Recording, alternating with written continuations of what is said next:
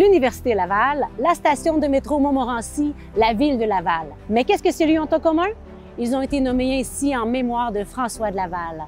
François de Laval est à ce point marquant dans notre histoire que plus de 1200 lieux en Amérique du Nord portent son nom. Il surpasse même Cartier, Champlain et Marguerite Bourgeois dans la toponymie. Nous sommes ici devant le Séminaire de Québec, fondé par Monseigneur François de Laval, tout premier évêque en Amérique du Nord. Au début de la colonie, le diocèse de Québec s'étend de la vallée du Saint-Laurent jusqu'en Louisiane, en passant par l'Acadie. Son diocèse est l'un des plus grands que la Terre n'ait jamais connu. Infatigable, François de Laval traverse l'océan à plusieurs reprises, parcourt des kilomètres à pied, en canot, été comme hiver, pour aller à la rencontre de tous. Il est un homme dévoué, attentif aux autres et à leurs besoins, rassembleur, un homme proche du peuple.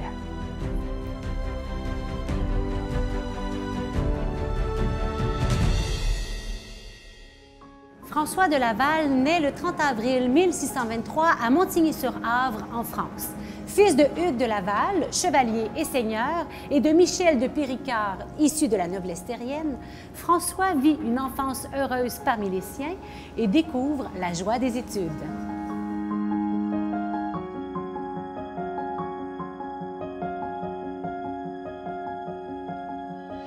Il ira étudier à La Flèche, au collège de La Flèche, c'est-à-dire il se met à l'école des Jésuites. Et ce n'est pas simplement les études en philosophie, etc., en lettres, qui vont le marquer le plus, mais l'ambiance dans laquelle il vit. C'est là qu'il va vraiment avoir un début de sa dévotion mariale et je pourrais dire sa dévotion aux missionnaires et aux missions en pays lointains, parce que c'est vraiment de ça que les jésuites vont lui parler, vont enseigner. Il y a donc un climat spirituel. Il va évoluer dans un climat spirituel très important, très fort, qui va le marquer toute sa vie. Et il a aussi les relations des Jésuites qu'il peut lire, qui décrivent toutes les missions qui se passent justement au Canada avec les Autochtones, à Québec, à Trois-Rivières, dans les lacs Hurons. Et ça l'inspire vraiment dès son tout jeune âge.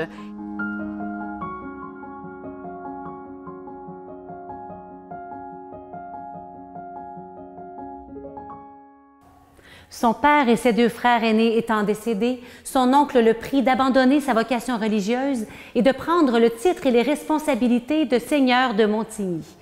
Pour lui, c'était vraiment une vocation et il veut approfondir sa spiritualité, il veut aller dans les missions, il veut aller auprès des gens. C'est un homme de foi, d'une foi à transporter les montagnes.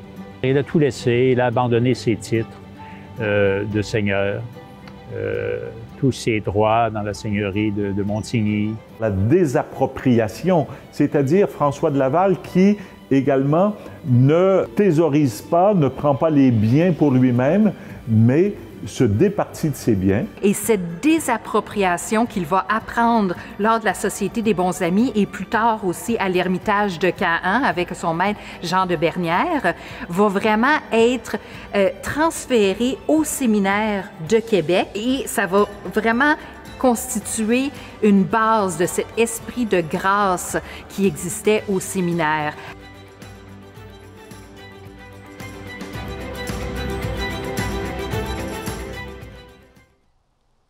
Pendant 10 ans, François est membre des Bons Amis, un regroupement d'hommes où il développe des amitiés profondes et sa spiritualité. Il se dévoue principalement aux malades. Là, il se fait remarquer par les Jésuites comme candidat idéal pour être évêque d'une mission lointaine. François de Laval était un meneur d'hommes, c'était un leader, c'était un homme quand même qui était doué pour l'administration. Alors il avait un leadership, l'administration, alors tout pour être un évêque de Québec assez marquant.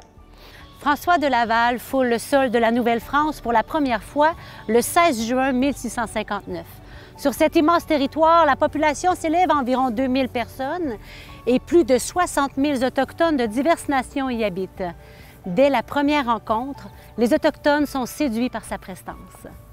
Il a vraiment une fascination pour cette culture, un amour pour cette culture. Il aime jaser, prendre du temps avec eux. Quand il arrive, il fait chaque cabane une par une pour aller rencontrer les familles. Les gens le touchent beaucoup. Arrivant ici, il ne tarde pas à entreprendre une visite pastorale. Et il se rend notamment à Tadoussac.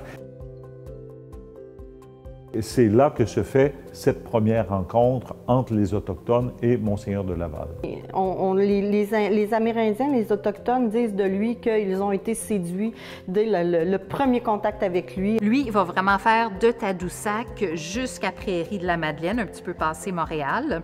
Et il le fait des deux façons qui étaient possibles de le faire à l'époque. Alors, soit à pied et en raquette en hiver, ou à canot. Et il a le charisme d'être présent aux gens. Et c'est certainement ça qui a fait que les Autochtones l'ont accepté, l'ont admiré et l'ont aimé. Il était présent surtout aux malades et aux pauvres, aux plus pauvres de la société.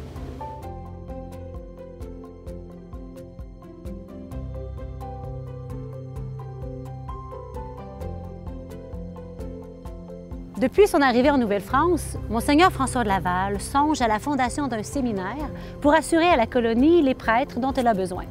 Et ce lieu deviendra le centre et l'âme de la vie religieuse canadienne. Le séminaire de Québec, c'est le coup de génie de François de Laval.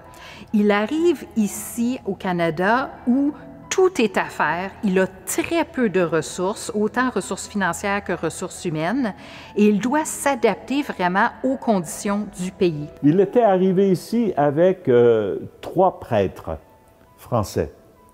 2 ne durent pas. Il fait froid, c'est dangereux, il y a de la bibite, il fait très chaud en été, ils vont devoir marcher énormément, donc ça va être difficile physiquement aussi. Et il se rend compte que dans ce pays-là, s'il n'organise pas son diocèse autrement que la manière de les organiser en France, personne ne voudra venir ici. Son premier moyen d'attirer des prêtres de France à venir ici au Québec, c'est d'avoir un endroit centralisé où on met tous les biens et tout notre esprit en commun, le séminaire de Québec. Son séminaire, c'est un peu le cœur de son diocèse. Alors, on formait des prêtres. Les prêtres formés partaient de son séminaire, allaient en mission à Trois-Rivières, Montréal, Tadoussac, Côte-Nord, Gaspésie. Alors, ils partaient du séminaire et ils y revenaient pour se ressourcer ou pour être soignés lorsqu'ils étaient malades. Une partie qu'est-ce que le séminaire va faire, c'est qu'il va prendre tout le restant d'argent des gratifications royales, des donations, pour bâtir les églises aussi, bâtir les presbytères, bâtir les écoles. Que François de Laval va en payer aussi beaucoup de sa poche parce que l'éducation était très, très, très importante pour lui. Le séminaire a vraiment fondé la base du clergé et de plusieurs aspects sociaux qui sont encore aujourd'hui, et plusieurs de ces bâtiments physiques sont encore là aujourd'hui.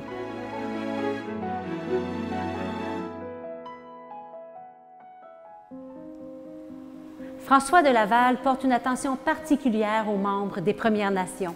Lorsque les commerçants font le trafic d'eau de vie pour les exploiter par la suite, Monseigneur François de Laval se dresse face à eux pour protéger la dignité et l'intégrité des Autochtones.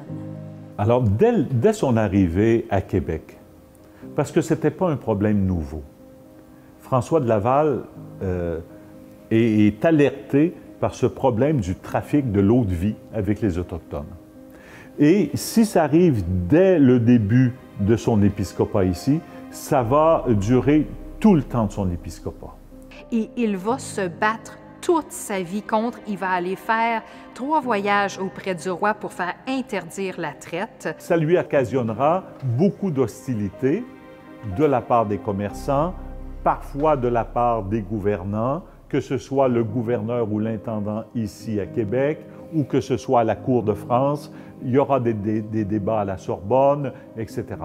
Il défendra le trafic de l'eau-de-vie avec les Autochtones, qui avait pour conséquence de déstructurer ces sociétés-là et également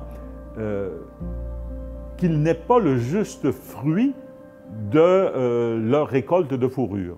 Sa plus grande bataille a été celle de l'eau-de-vie. Il s'est battu toute sa vie, justement. C'est un combat qu'il n'a pas gagné, malheureusement.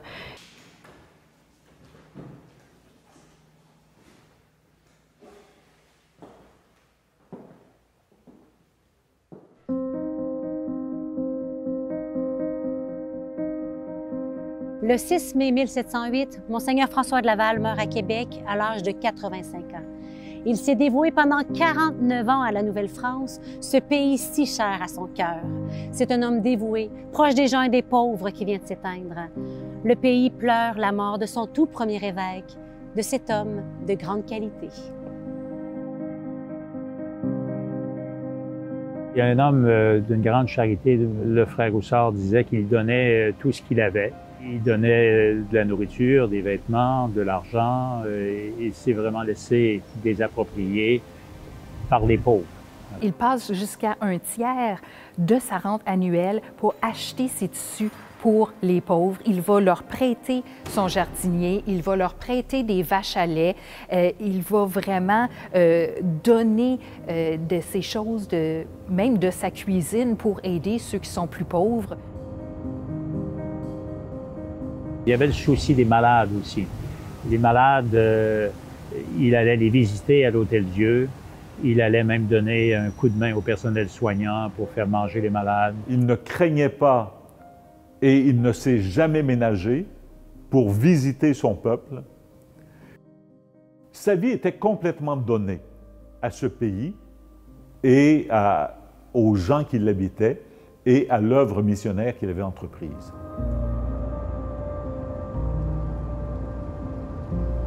Donc, un homme d'une grande générosité, d'une grande charité, un homme d'une grande simplicité aussi.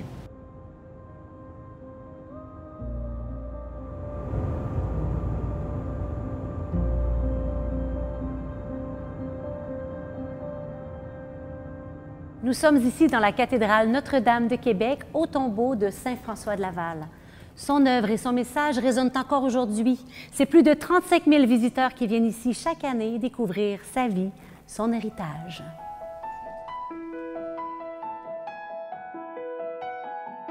François de Laval, c'est un homme d'audace, un visionnaire et quelqu'un qui veut des bases solides, que ça soit droit et que ça puisse continuer dans la bonne voie.